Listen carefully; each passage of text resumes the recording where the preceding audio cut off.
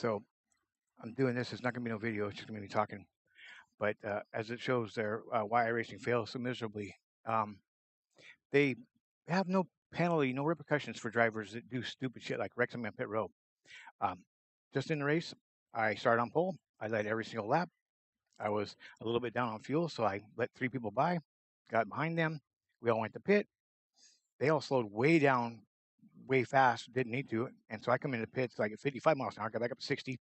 But unfortunately, I was stuck in the middle of the lane. I wasn't going down pit lane, and I wasn't far enough to the right.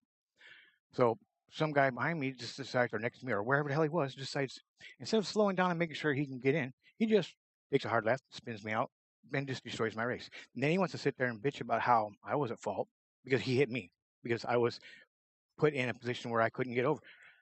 It's ridiculous. They do nothing to people like that. Yet the person that gets spun, I was because of what happened. There was no way I was getting back a lead.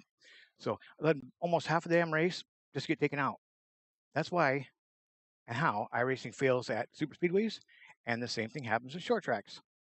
That's why a lot of people don't run those, and a lot of people that do run them, maybe they don't care about their iRating, or maybe they just start in the back.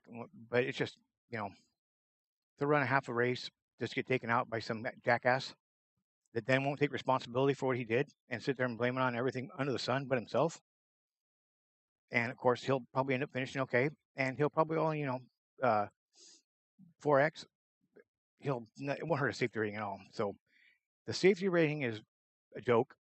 The I rating is a fucking joke. Yeah, it's just a fucking joke when it comes to super speedways and short tracks. And they fail to, even though people bitch, they fail to do anything about it. I mean, goddamn, the thing's a computer program. You don't think you could program something to where if somebody runs in the back of somebody else, that the person that is like in real life that would be at fault is the one that gets the bigger penalty? I mean, for what happened on pit road, I got spun out and I got like 18th or whatever it was, maybe 3/4 of a lap down because it took me 30, extra 35 seconds or something, maybe 40 seconds to that pit. If he would have been held a lap or been penalized 20 seconds, hold 20 seconds for contact on pit road, I guess, that would be a fix. Or like on short track racing, when you go in the corner, you turn, and somebody just goes in the corner way too fast, the computer should be able to say, hey, this guy went in the corner at this speed, that's an acceptable speed. The guy behind him went in the corner, this much higher than the guy in front of him and ran into him. So now that guy behind gets the penalty. That's the way it should be. And there's no reason why they can't program it. I mean, they want to put bullshit in like nice little fucking dead plants off to the side. All this bullshit that sucks up GPU usage just for fluff.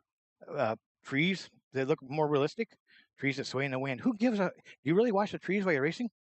I don't watch the trees while I'm racing. I don't give a fuck about the trees while I'm racing. But yeah, that's what they work on instead of fixing